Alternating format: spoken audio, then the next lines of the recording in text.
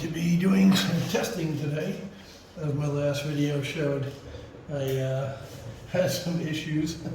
So I've got all three power bases here that I own, all three of these that came with the set. This is the one that didn't work. Well, it has worked in the past. That's the bizarre thing about all this. But this is the one that at first was giving me intermittent power and then none. This is the other spare that I've had.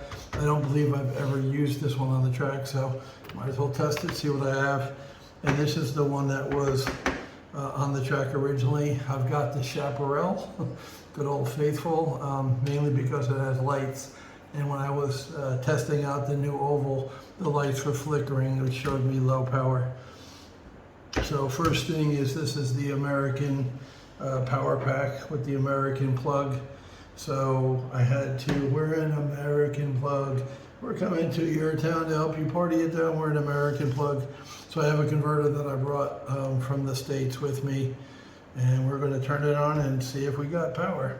This is the track, I'm sorry, that I was using over here to test out cars. So hopefully that one works. This was on the big track. This was on the little track. So by hitting the converter, we should have, yep, a red light, yay. So far so good. I got a stock controller. And like I said, the Chaparral due to its lights.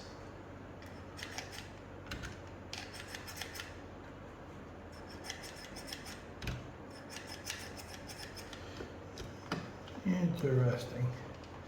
So we've got power. Maybe the stock controller is bad. I'll try both lanes. It's on 16 volt.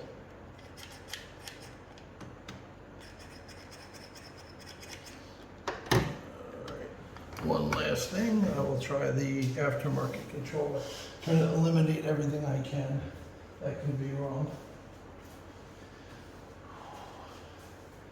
And I'm even going so far as to use the red sticker as opposed to the white sticker, because I know the red one works because I use it all the time. And as I mentioned in another video, I had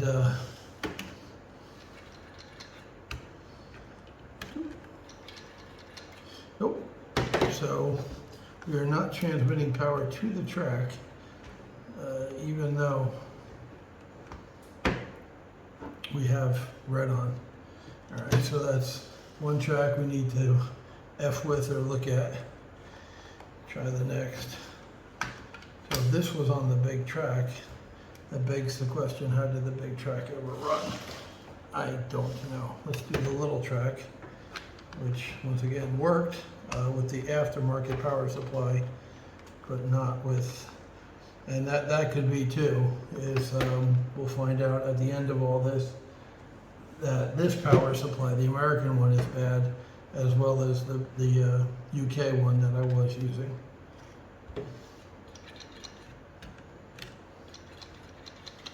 All right, this is strange now. So the light is on. Oh, there we go. Okay. And the lights are bright. You can see the light in the Chaparral is very bright. It was dim before. Now let's try the stock controller now that we have one working.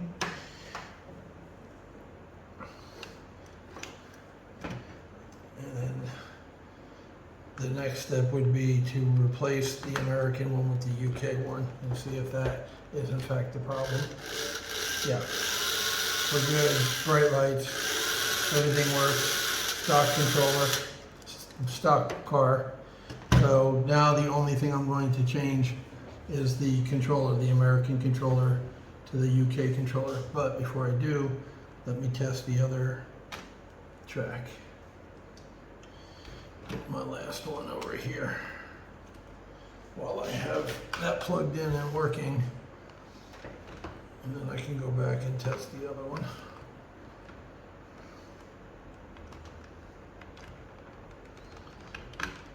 All right, turn it on. Red light, there we go.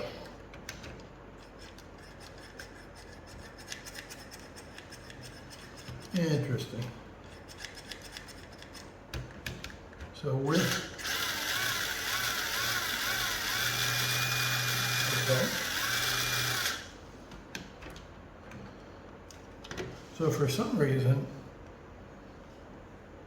the left controller is the outside track on this one, whereas on the other one, it's the inside track. Okay, so anyway, we know that the half track is good, despite it not working the other day. And we know that this one is good. Let me try the other one more time, because it did take a second for that to cough up.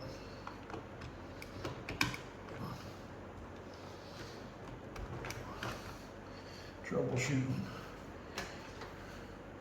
Just looking for some consistency here, because sometimes the big track is working, sometimes it hasn't.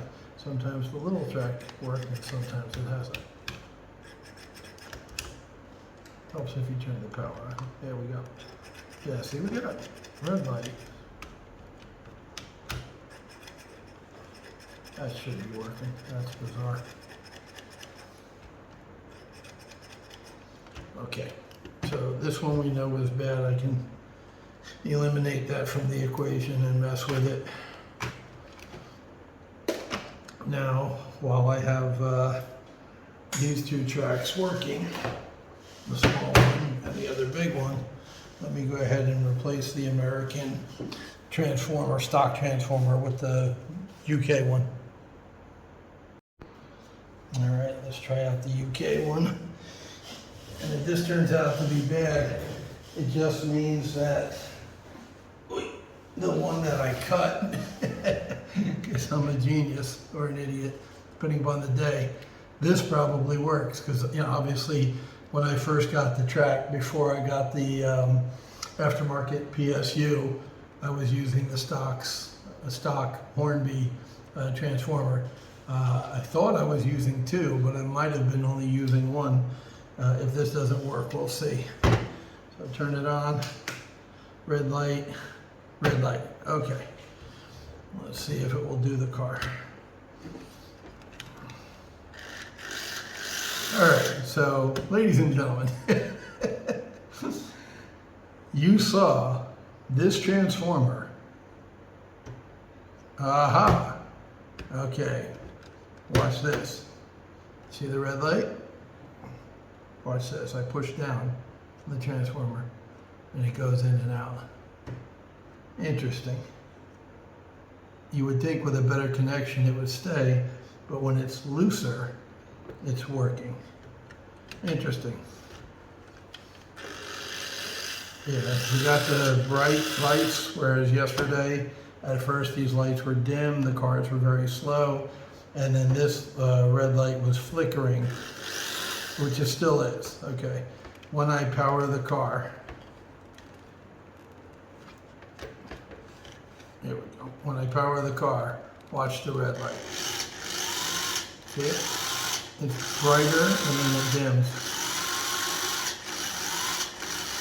The red light should be constant. It shouldn't be doing that. So obviously something's screwy with this transformer. It works now. Yesterday, at first, it was showing signs of being underpowered for the cars. And yeah, tapping on it makes the red light go off, which it absolutely should not. Okay, so something screwy with the transformer. Obviously, the American one seems to work. This one is good enough to move over to my bench to test cars. And I'll just move the American one with the adapter. The reason I haven't been using this one is because you have to use the extra piece, the converter, and I haven't been wanting to do that. But, oh no, what am I saying? Never mind. Well, yeah, for my practice track, for the oval. I was going to say I have the PSU, but that's for the big track. So for right now, I'll move the American one over to the oval just to run it. I'm going to go ahead and test every car while I got this up, because remember, some of them were turtles the other day. I want to go ahead and get that done, and then I'll move to the track and I'll show you what I'm doing with the track. This is fix all problems day, make the track run day. So I started with the power bases, and I didn't solve the problem, but I did determine the problem with this. And when it goes out, when I actually push it in,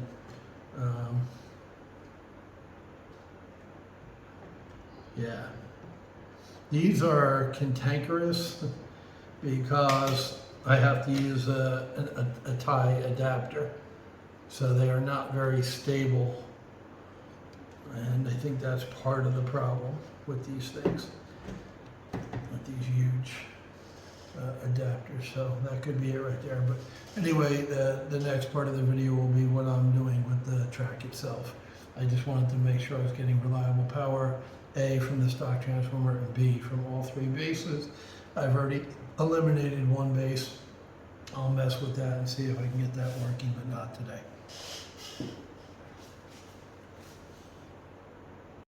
All right, I'm gonna move stuff over from the workbench. Yes, I painted little green army men for the son who comes over and who ruined 3 of my 4 Scalextric cars before I bought him his own little set of 143 scale cars from China. For the next part, right, because today is shakedown day. First of all, I got a fan up in here, which makes it a lot cooler than the fan that was on the floor, the little black unit. That just was too small for this bigger room.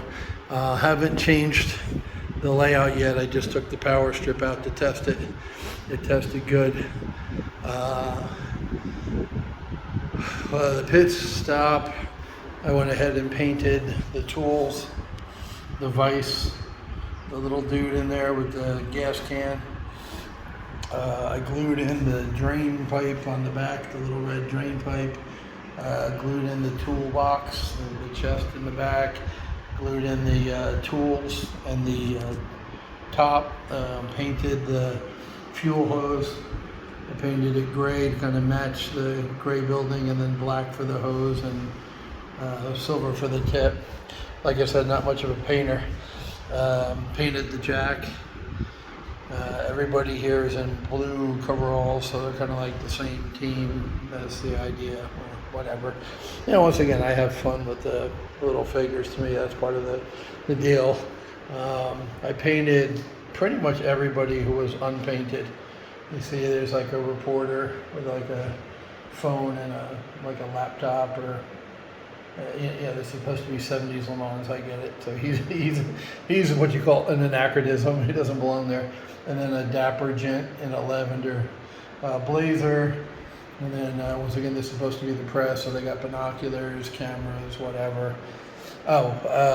Yeah, here's what's different on the main track is I laid out where the terminal blocks are going to go. You know, the 30 terminal blocks came, so one is going to be down here.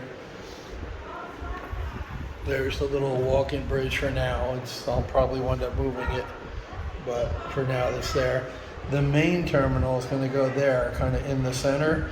That's going to run from the power supply, and you can see I ran wires from the power supply, black and red wires, up to that main one. That was the first one I ordered.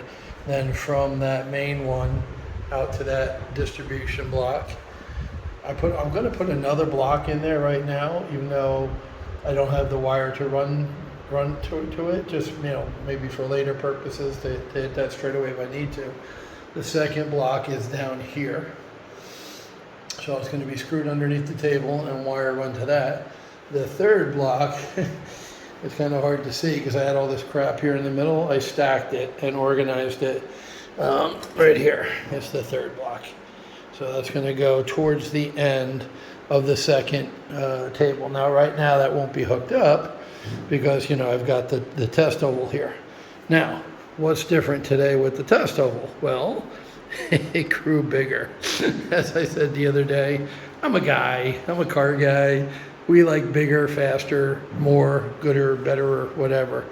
So I just plugged this back in. I'd taken this out to test it, the power base. now that I know it works, I went ahead and moved the American little Hornby thing over, and we got a red light.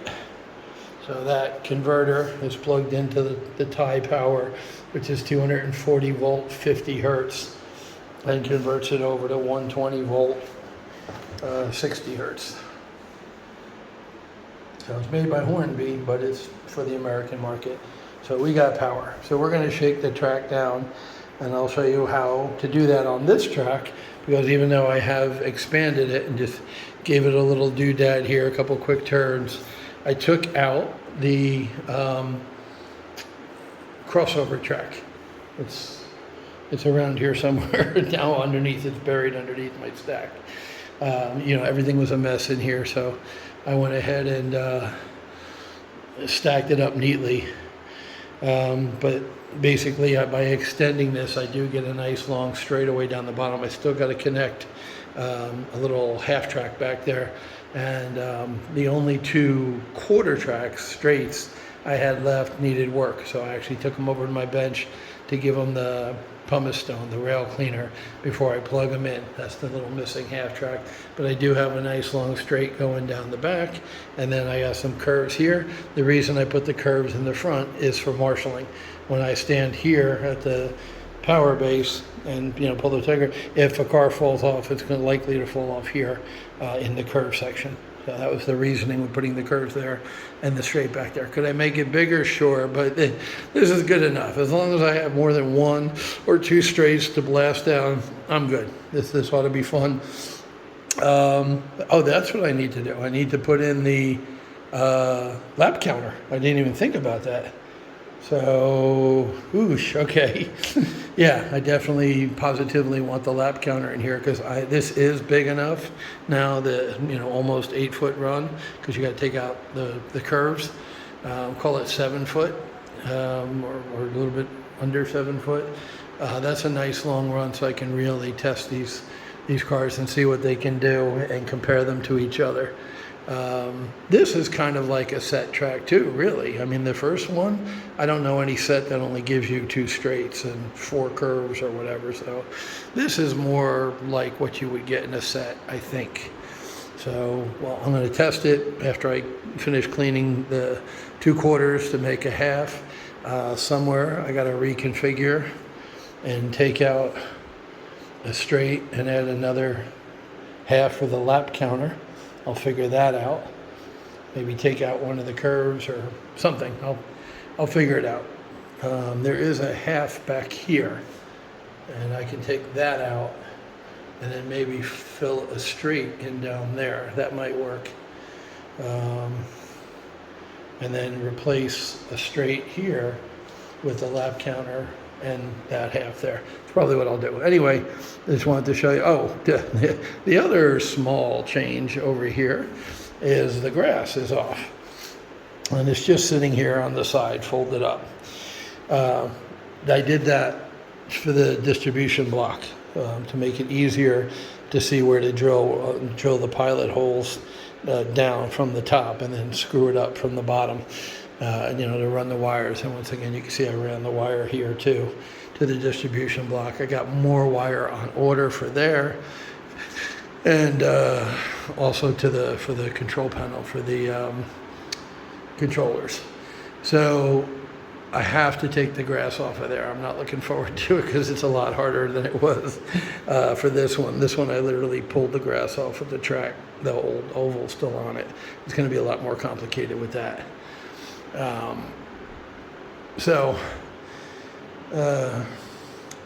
me show you the track breakdown, even though it's not complete circuit. I can show you just using the power bases and the pieces attached to it real quick. All right. This has happened before too. You have to stretch these things. So for the tripod, so I could do hands-free, you have to stretch these things like really far to hold the phone. I got a Note 21 Ultra, and it literally snapped off the top with it, even though it's screwed in. It stripped the threads from the bottom and flew off. So no bueno, no hands-free for me. So I'm going to try to do this this way, and it'll be interesting.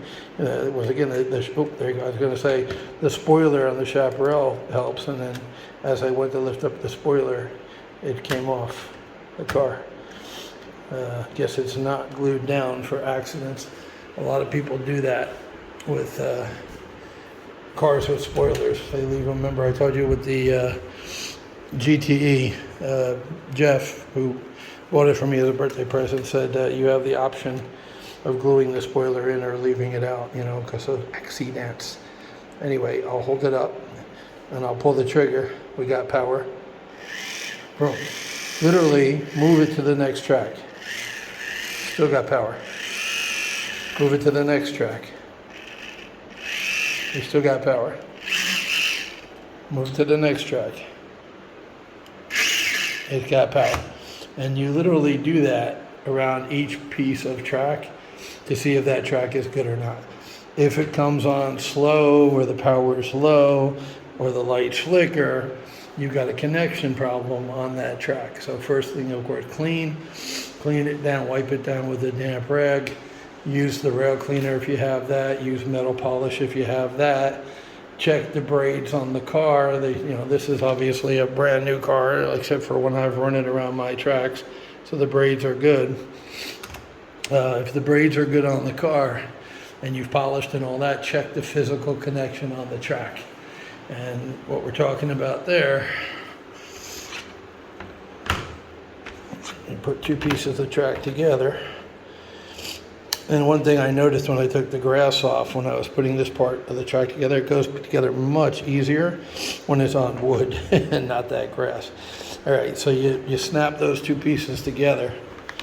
And right there, you can see how that tab is up. It's pointing up. So you take a flathead screwdriver and push that on the end, not in the middle, but on the end, you push that little flap down. So over here, same thing. You see how this one is tight and this one is pointing up. So you take the screwdriver and push that flat. That has come loose over the years from taking the track apart, putting it together, taking the track apart, putting it together. And that can create an issue with the connection. That's what I'm going to be doing with this monster. So once again, you have a big track. It's cool to look at. It's fun to play with. But damn, when something goes wrong, you're in for a long afternoon testing every connection on this track. If the cars just run around fast and don't slow down anywhere, hey, no problem. But unfortunately, they have been slowing down or stopping, which means I had to do what I just showed you for all those pieces of track over there. Run the car around, find the dead spot, undo it, flip it over, push down the tabs with a flathead screwdriver, and put it back together. So that's what I'm going to spend my day doing. I hope you all have a wonderful day. Okay, over at the bench, I put the two quarters together to make my little half to complete the track. I was polishing the rails and using the rail cleaner. Didn't help much, but a little bit. Here you can kind of see a close-up of what I was talking about with the rails once it decides to focus. There you go. You see how these two are fairly tight. This one could use a little bit over here, but this is wrapped around like a burrito. And you see how these are like wide open and flappy?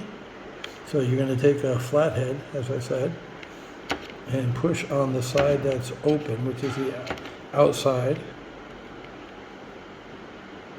There you go. Of course, it loses focus as soon as I do that.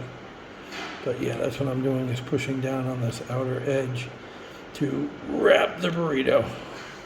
And of course, you only ever want to do this when the track is attached. Otherwise, you can crush this piece. And then the little male part, we'll get into high school biology here, the male part won't fit inside the female part. It will be too tight. Yeah, I went there. That's right. That's it. You're just pushing that outside edge around that thing so it, like I said, looks like a burrito and not like a piece of toilet paper hanging off the roll waiting for somebody to take it.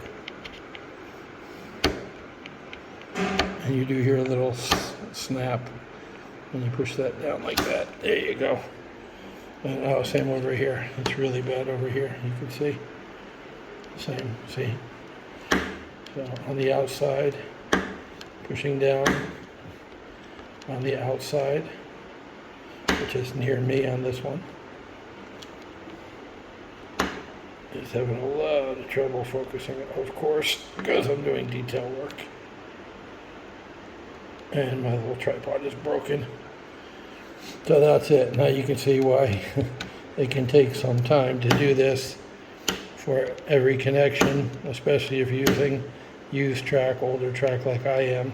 Of course, you don't have to do this with brand new track. So when I do the next video, it will be the comparison of used track versus new track. After watching this, you just might decide to buy the new track, not have to worry about any of this. Okay, so what I did was take the two pieces of track from my simple oval. You see it's missing the whole return part and the back side. That represents these 4 1/4 straights or 4 1/2 straights. Looks like there's 2 quarters here.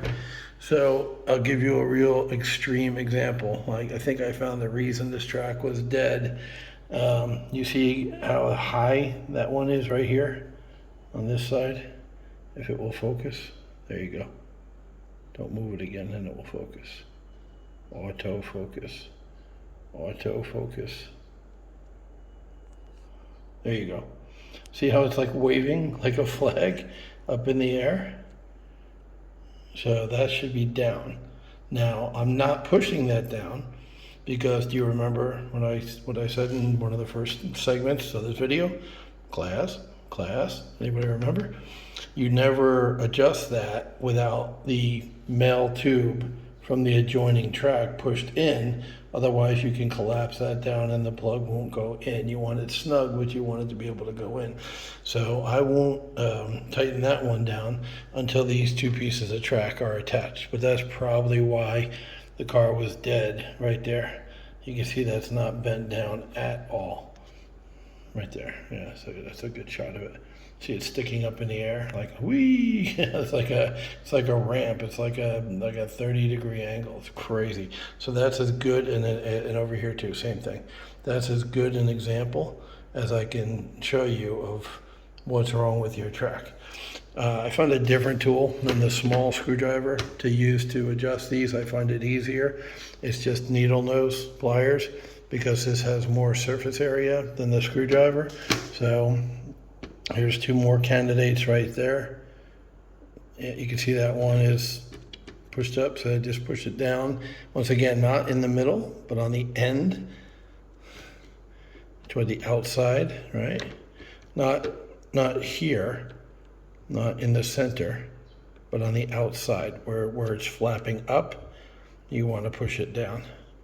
And yeah, this is hard to film with one hand and adjust with the other, but I just want to show you the operation real quick. That's it. And then this side, now you see how this side is up right here along this edge, it's pointing up. So I'm going to push that down also, and that way it will match. You can see I already did it here. You can see it's mashed down a little bit. And that bump, that roll that you see there, is the tube from this track, the male tang sticking out. So that's why it rolls it around like a blanket, or like I said, like a burrito. You can see I've tightened those 2 down already. And tighten this one down. Do a little bit more. Once again, look into the viewfinder here. Makes it harder than it really is. It takes 2 seconds when you're just focused on the work. And then here, once again, you can just see out of these 4, you can see how these are down, down, and down, and this is up. It sticks out like a sore thumb. And push. Once again, you can see why I like this better, because it's more area. It will fix more tab than the small screwdriver was doing, the flathead screwdriver. There we go. And of course it's out of focus again. There you go. This phone has really been giving me problems, shutting off from overheating and having trouble focusing on small detail work like this. All right. Get in there, yeah, Husky. Yeah, we go. There we go. That's it. So now they're all pointing down. Everything is pointing down. Nothing is flying up like this super bad example down here. You can see a gap. So that's not even touching. So that's why the car went dead. So I'll go ahead and finish these guys that are connected here. Connected here. You can see there once again, when they're out like that and flat, it's very obvious to when they're actually rounded and down like that. So this is okay, this is okay, not okay. You can see the difference right there between those two. That's a perfect example of where it's not connecting properly and it is connecting properly. So there's no mystery to why this was dead track. So now I just have to go ahead and push all the tabs down and we should be good to go. All right, one last quick tip if you're doing this exercise is the really bad ones that were the kind of old ones that were up in the flap. I put right here. What I did was connect this side of the track first and bend those down. You can see those have been bent down, right? And then I took the track apart, because of course you can still take it apart after you've done that. You just made this connection tighter, but you can still push the tab and separate it, and flipped it around so the really bad side was here on the table where I could work on it and fix. Those were the bad example showed where it's leaning, flying straight out. They're down now. And what you'll notice is when you get it right, when it's like it's supposed to be, and you put it together, you're going to get a click. You're going to hear a definite positive click where the male tang is popping into that tube on the other side. So the reason that you want to do, a set of 4, disassemble it and flip it around is now when I got to put this back in the track, onto the 2 curves on either side, it will just click in and have a nice positive snap unless the curves are messed up, and that's the next thing I'll have to address. But the cars all seem to get around the curves no problem. They were just stopping on the straight track on the other side, and I showed you why. So last tip is to work on it on the bench, flip it over and put your already adjusted with tubes in them guys on the outside to put back into your track. Alrighty, let's give it a shot.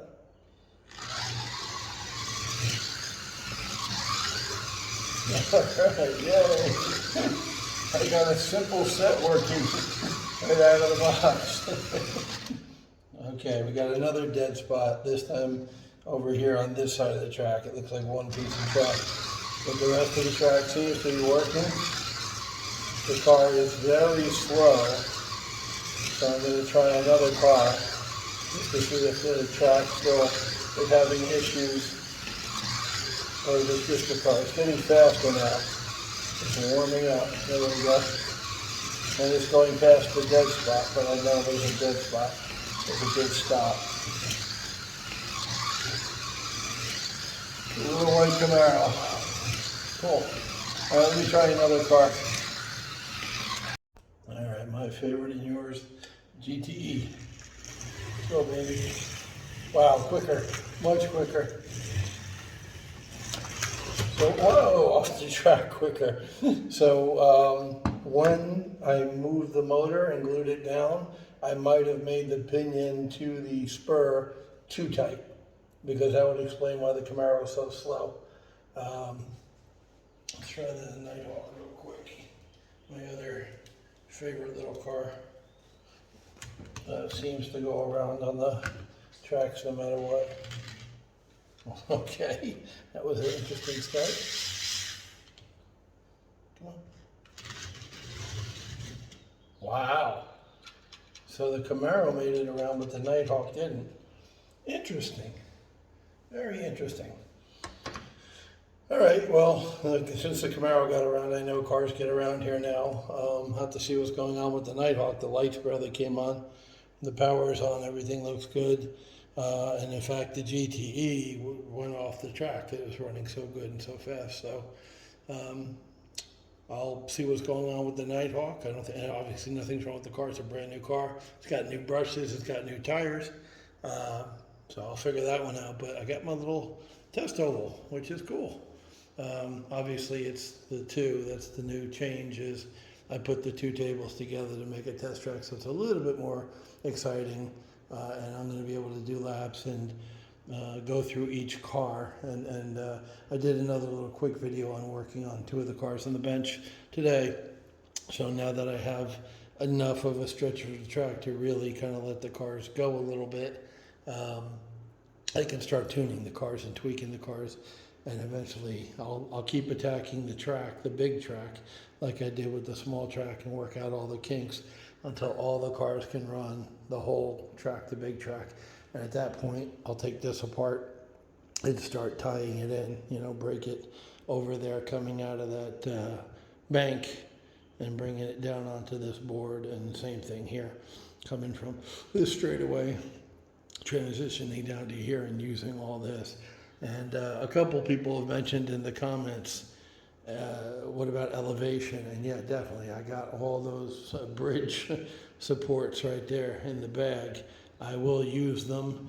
And also the next box I get from Action Slots is going to have a 90-degree crossover track. So I'll be able to definitely do something with those two elevated pieces. All those bridge supports I have, the gray bridge supports in the bag, and the 90-degree, I'll be able to put quite a bit of track on this 4x8 right here. So that's been working, I wouldn't say I've been working on it for a week. I've been meaning to get back in here and work on it, and I finally finished up today. And now once again, I gotta go attack the big track, which I measured it, and I think it's over 70 foot of track. So not looking forward to that, but hey, ultimately I want all the cars to run on that track. So this was a good step one today.